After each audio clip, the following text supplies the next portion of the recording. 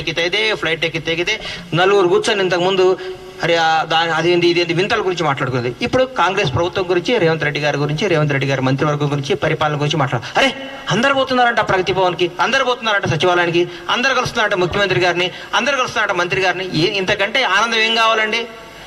భారతదేశ వ్యాప్తంగా ప్రతి ముఖ్యమంత్రి రేవంత్ రెడ్డి గారి పరిపాలన గురించి ఆరాధిస్తున్నారు, ఆలకిస్తున్నారు, కాంగ్రెస్ ప్రభుత్వం గురించి సంతోషిస్తున్నారు. ఇంతకంటే ఏం కావాలి?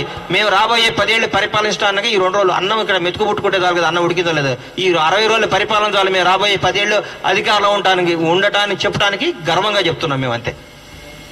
నమస్కారం, థ్యాంక్ యూ. సోషల్ మీడియా మాధ్యమాలలో ఆల్రెడీ మొదలుపెట్టినారు టీఆర్ఎస్ సోషల్ మీడియా మాధ్యమాలు. 50 రోజులు అయిపోయింది, ఇంకా నోటిఫికేషన్లు పడలే, మీరు ఆల్రెడీ 100 రోజులే చెప్పిరని. మరొక్కసారి చెప్తున్నాం ప్రజలందరికీ, విద్యార్థులు, నిరుద్యోగులకి, టీఆర్ఎస్ ప్రభుత్వంలో ఉండే టీఆర్ఎస్ సోషల్ మీడియా తెలంగాణలో ఉండే యువకులను, నిరుద్యోగులను తప్పుదో పట్టిస్తుంది. మేం చెప్పింది 100 రోజుల్లో 6 పథకాలు కంప్లీట్ చేస్తామని చెప్పడం జరిగింది. ఉద్యోగ నోటిఫికేషన్లు జూన్ 2వ తారీఖు వేస్తాం, సెప్టెంబర్ 17 వరకు మీ అందరికీ ఉద్యోగాలు వచ్చే బాధ్యత మేము తీసుకుంటాం.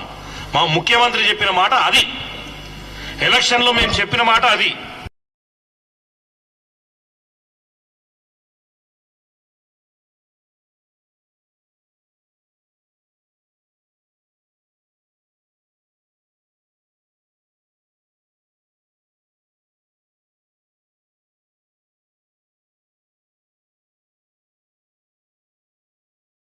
అన్ని ఉద్యోగాలు ఈ ఏకకాలంలో 2 లక్షల మంది విద్యార్థులకు ప్రభుత్వ ఉద్యోగాలు వచ్చే అవకాశం ఉంది. కాబట్టి దయచేసి టీఆర్ఎస్ సోషల్ మీడియా చెప్పేది కానీ, టీఆర్ఎస్ నాయకులు కానీ దయచేసి ఇందాక గణేష్ అని చెప్పినట్లు వాళ్ళకి సచివాలయంలో పోయి మంత్రులను కలుస్తుంటే, ముఖ్యమంత్రిని డైరెక్ట్ ప్రజలు కలుస్తుంటే తట్టుకోలేకపోతున్నారు.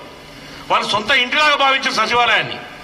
దాంతోపాటు మా పొన్నమన్న విషయంలో ఒక బీసీ నాయకుడు, ఒక గట్టి నాయకుడు, ఎన్ఎస్యుఐ ఆర్గనైజేషన్ నుంచి వచ్చిన నాయకుడిని తొక్కివేయాలనే ధోరణిలో ఈరోజు చూస్తున్నారు.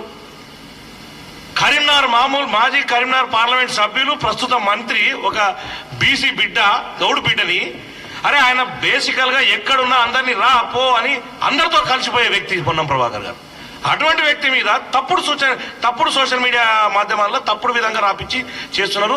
దీన్ని ఎవరు ప్రజలు హర్షించరు. మరి చెప్తున్నాం, విద్యార్థులకు, నిరుద్యోగులకు ఒకటే చెప్పదలుచుకున్నాం, బరాబర్ జూన్ 2వ తారీఖు మీరు అందరూ ఇన్స్టిట్యూట్లకు పోయి చదువుకోండి. జూన్ 2 నుంచి నోటిఫికేషన్లు రాబోతున్నాయి. జూన్ 2 నుంచి ఈ సంవత్సరంలో దాదాపు 2 లక్షల ఉద్యోగాలు కాంగ్రెస్ ప్రభుత్వం వేయబోతుంది. ఎంపీ ఎలక్షన్స్ ముందు తప్పుబో పట్టించే ధోరణిలో టీఆర్ఎస్ నాయకులు మాట్లాడుతున్నారు. 100 రోజుల్లో పథకాలను రిలీజ్ చేస్తాను మాట ఇచ్చినాం, ఆల్రెడీ 2 పథకాలను ఇచ్చినాం.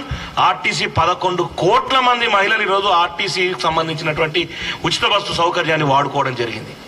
కాబట్టి అన్ని పథకాలు ప్రజలకు ఇచ్చిన విధంగా చెప్పిన మాట ప్రకారం నెరవేర్చే బాధ్యత కాంగ్రెస్ ప్రభుత్వం తీసుకుంటుంది.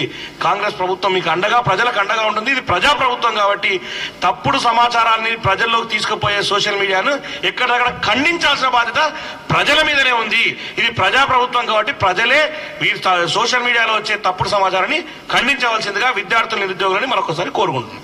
థ్యాంక్ యూ, ధన్యవాదాలు.